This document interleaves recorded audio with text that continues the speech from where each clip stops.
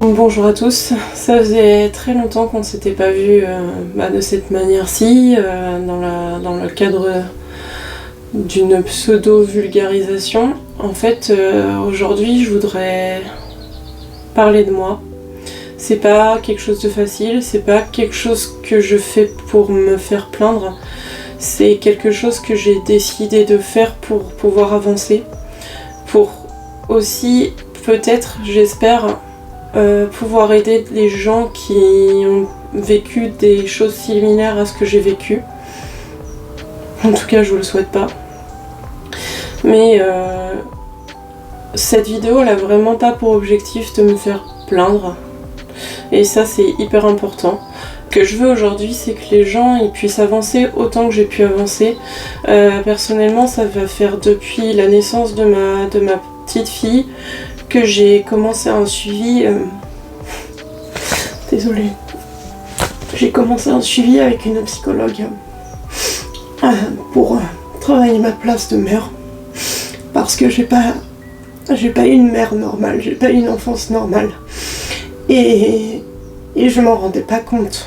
Vraiment. Vraiment, je m'en rendais pas compte que tout ce que j'ai vécu dans mon enfance, c'était pas normal.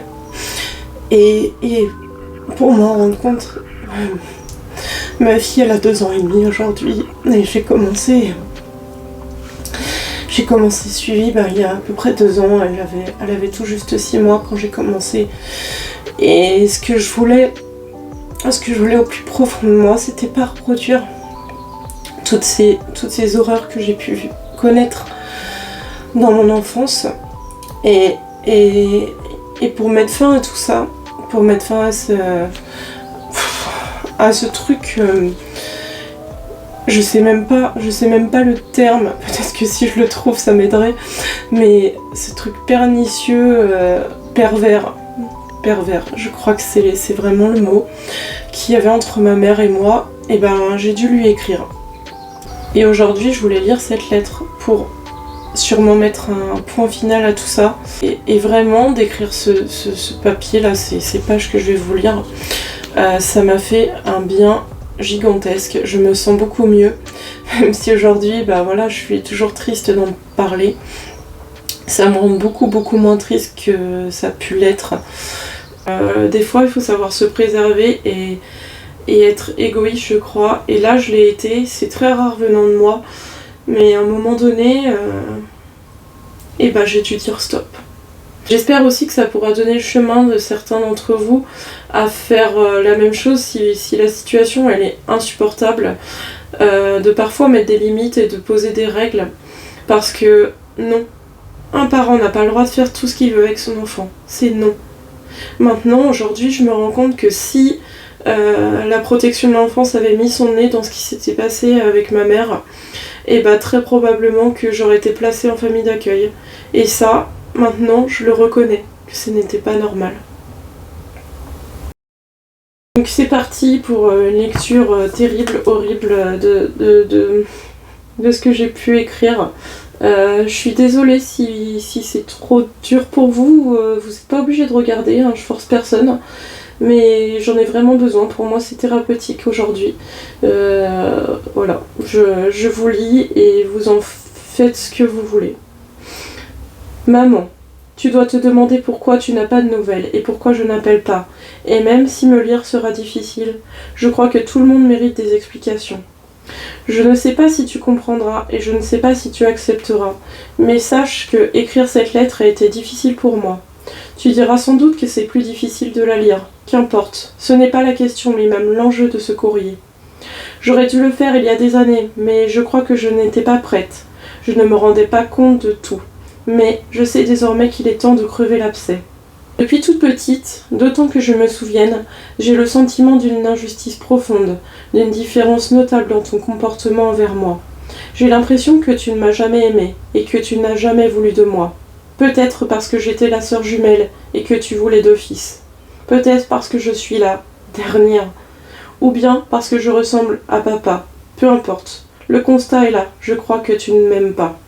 Comment expliquer autrement ce nombre de gifles inconsidérés, ces moments de colère pour des motifs qu'aujourd'hui, adulte, je ne comprends toujours pas. Je me souviens de l'angoisse, de la peur, de la terreur dans laquelle j'ai grandi. J'essayais envers et contre tout d'être sage, gentil et docile.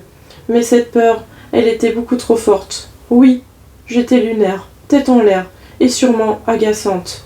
Et si terrorisée que j'oubliais ce qu'on me demandait. Ce nombre de fois où j'allais chercher quelque chose à la cave ou dans le placard, et où je ne me souvenais plus. Je restais devant, me disant que je ne savais plus, et j'avais peur. Peur de revenir et d'admettre que je ne savais plus. Et plus je me le disais, moins je savais. Et ça ne manquait jamais. Je ne savais plus, et je revenais penaude. C'était une gifle ou plusieurs, peu importe. Les gifles, la douleur physique, je m'y étais accommodée. Si mes oublis avaient été les seuls motifs, ça aurait été. Mais il y avait des raisons qu'adulte encore je ne comprends pas. Une fourchette mal mise, un verre trop grand, mon insolence. Peu importe. Maintenant, je crois même que toi tu ne sais pas. Le résultat est et reste cette peur, cette angoisse constante. Ça, je crois que je ne m'y serais jamais faite et que je ne m'y ferai jamais. L'humiliation non plus, je ne m'y serais jamais faite. Parce qu'encore aujourd'hui, j'ai peur de toi. Peut-être moins depuis que je me libère de ce poids de l'angoisse et que j'analyse tout ça avec ma psychologue. Mais je crois que peu importe ce que je dise, ce que je fasse, j'aurai toujours peur de toi. Parce que quoi que je fasse, tu seras toujours là en train de me juger, d'analyser mes failles et de me juger comme pour me révoquer ou me soustraire à tes choix. L'impression que j'ai, c'est que tout doit se dérouler comme toi tu décides, et que si le moindre pas en dehors du chemin que tu as construit pour moi est fait, tu montres ton désaccord, et tu tiens tête, jusqu'à ce que l'autre se soumette ou bien qu'on fasse semblant que rien n'avait eu lieu. Mais je ne peux plus faire semblant, je ne peux plus agir à l'encontre de celle que je suis. Quand je te vois, je ne suis pas moi. Je suis la petite fille effrayée qui agit selon tes conditions. Le problème est que je ne veux plus. Tout ça me fait trop mal. J'ai entamé une thérapie quand Meryl est venue au monde. Parce que je ne voulais pas faire revivre à ma fille ce que j'ai vécu. Je ne voulais pas devenir une mère comme tu as été avec moi. Crois-moi, la peur et la terreur, ça me connaît. On ne reste pas indemne d'une enfance comme la mienne. Mais je le sentais dans mes tripes. Je ne voulais pas reproduire. Je voulais protéger mes enfants de la peur. Je voulais qu'ils soient heureux.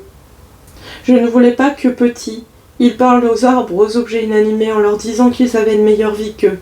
Qu'ils se demandent à quoi bon tout ça. À quoi bon vivre, c'est pour vivre dans la peur. Vouloir mourir, petite fille, je l'ai connu. Et je ne voulais jamais faire connaître ça à mes enfants. Alors aujourd'hui, je les protège. Tu penses sans doute que j'en fais trop avec Leland et Meryl. C'est possible, mais comme je te le disais, une enfance comme la mienne ne laisse pas indemne. Ce que je suis sûre, c'est qu'ils sont heureux, bien éduqués et très épanouis. Peut-être que ma manière de faire avec eux ne te plaît pas, mais je te le dis, je m'en fiche.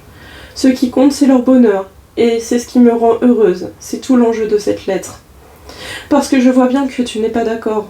Sûrement que mon moi fragile d'avant se serait plié à tes demandes, mais je ne veux pas le faire. Quand on repart avec les enfants, j'ai toujours ce sentiment affreux d'avoir mal fait, de mal me comporter avec eux. Je suis obligée de demander à l'entourage et de leur demander si je suis folle. Parce que c'est toujours la question que je finis par me poser quand on passe du temps ensemble. Il y a tellement de choses qui ne vont pas. Tu veux de mes nouvelles, mais c'est toujours à moi d'en donner. Regarde ton journal d'appel, moi, j'ai vérifié. Tu me reproches une fois de ne pas t'avoir appelé pour ton anniversaire, alors que Leland était bébé et faisait des coliques, alors que toi-même, tu ne m'as pas appelé pour le mien depuis plus de 5 ans. Toujours et encore, c'est comme toi, tu veux. Sauf que je ne peux plus faire semblant. Venir ou te voir et sourire alors que je suis à l'affût des moindres remarques acerbes. Je ne peux plus me soumettre à tes demandes insensées. Je ne peux plus et je ne veux plus. Il faut que je me protège et que je protège mes enfants de cette peur, de ces angoisses. Je crois sincèrement qu'il n'y a plus rien de bon à retirer de la relation. Tu me fais du mal et je t'en fais aussi. Alors à quoi bon? Il n'y a rien de bon dans cette relation. Je préfère tout arrêter. Je ne peux plus garder cette impression d'être folle. J'ai l'impression que tu ne veux et tu ne peux pas entendre que nos choix de vie ne te regardent pas. Je commence à reprendre confiance, à me rendre compte que je n'ai pas eu une enfance normale.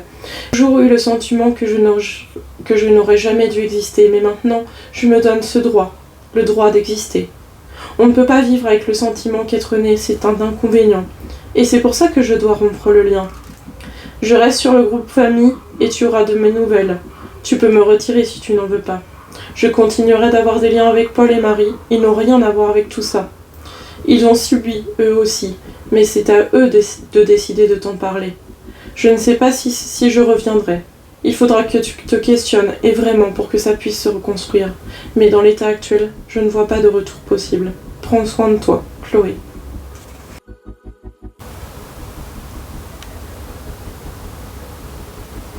Pendant 1 an, une très longue année, ma psychologue m'a émis l'hypothèse que ma mère était perverse. Elle m'humiliait, elle me rabaissait. Et j'ai lu de nombreux écrits qui me laissent penser qu'elle a raison. C'est pour ça que j'ai fait ça. Et du coup, c'est très compliqué. J'étais quelqu'un de très très angoissé.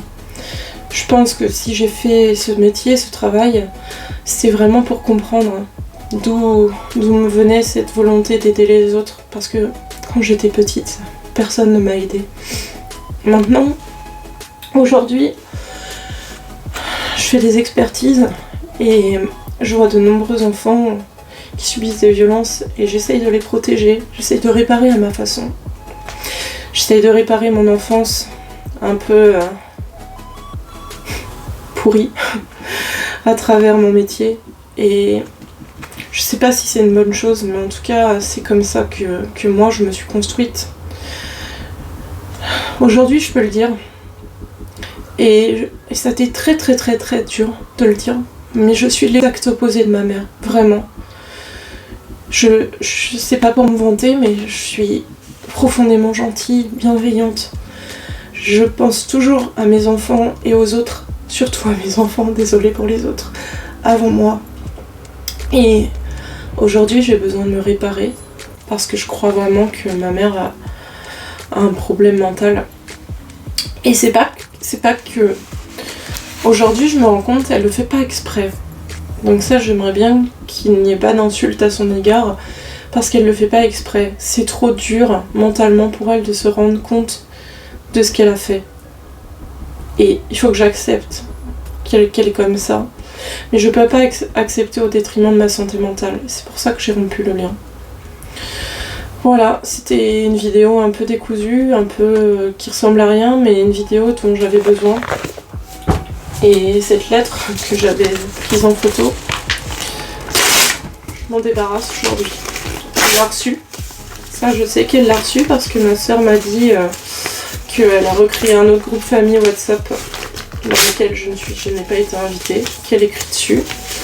Ma sœur, dont je suis proche, m'a dit qu'elle avait été invitée à un repas de famille où je n'étais pas invitée, bien entendu. Et ma mère a fait comme si de rien n'était. Mon absence n'a pas du tout été questionnée.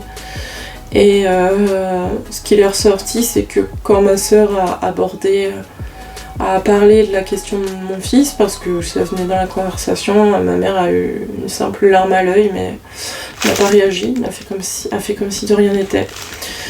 Personne n'a parlé de moi, tout le monde a fait comme si de rien n'était. On n'a jamais communiqué dans cette famille. Et maintenant, moi, je communique. J'essaye de faire en sorte que les choses avancent.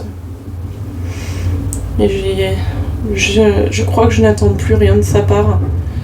Elle a prouvé qu'en fait, tout ce que je disais était vrai. Parce que moi, personnellement, je reçois une lettre comme ça de ma fille ou de mon fils, et je me bats. Je me bats. Je fais tout pour pouvoir avoir de leurs nouvelles. Je fais tout. J'essaye de communiquer, j'essaye de comprendre. Et surtout, je m'excuse. Ma mère ne s'est jamais excusée. Et je crois qu'elle s'excusera jamais. Voilà. Des fois, il faut accepter.